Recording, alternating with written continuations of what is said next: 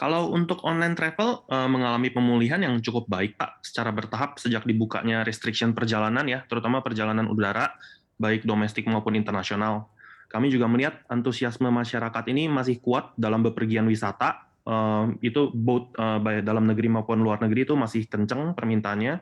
Namun kendala terbesar yang terjadi sekarang ini di industri memang adalah di supply seat inventory-nya. Dari airlines itu mengalami shortage. Beberapa airlines itu belum mengembalikan frekuensi penerbangan seperti sebelum masa pandemi, sehingga berakibat tingginya harga tiket pesawat yang kita bisa lihat sekarang ini ya, karena strong demand namun short supply. Tentunya saya rasa hal ini juga karena faktor tingginya harga minyak ya salah satunya.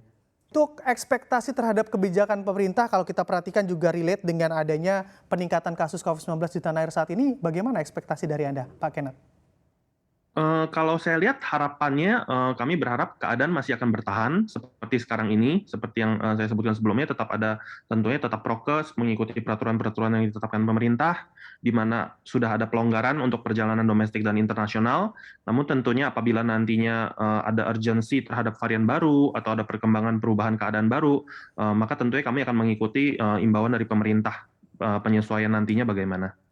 Oke, baik Pak Kenneth, ini kan bukan hanya begitu ya kalau kita lihat dengan adanya peningkatan dari kasus COVID-19 di tanah air yang juga menjadi tantangan di sektor transportasi. Sebetulnya tantangan apa saja sih Pak Kenneth yang memang menjadi tantangan di dalam penjualan khususnya di pemesanan tiket online?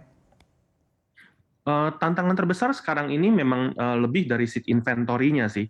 Seat inventory itu dari airlines memang belum recover, itu harga minyak masih tinggi, namun permintaannya kuat. Di situ kami, mengalami, tantangan untuk mencari seat lebih banyak dari airlines-airlines karena memang permintaan dari klien-klien kami, masih tinggi dan kuat terus gitu. Itu yang, kita lebih berusaha memenuhi kebutuhannya sih.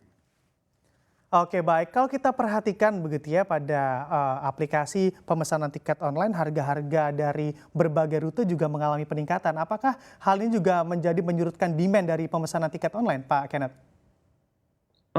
Demand belum. Menurut saya demand, tidak terlalu terpengaruh terhadap harga harga tinggi tersebut karena memang permintaan dan keinginan orang untuk travel itu, sudah lumayan kuat ya.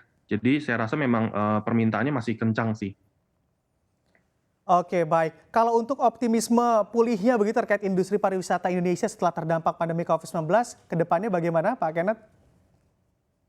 Industri pariwisata sekarang ini sudah menjadi kebutuhan utama bagi masyarakat ya. Kita lihat berwisata itu merupakan pengalaman menarik, menyenangkan, apalagi untuk refresh yourself ya.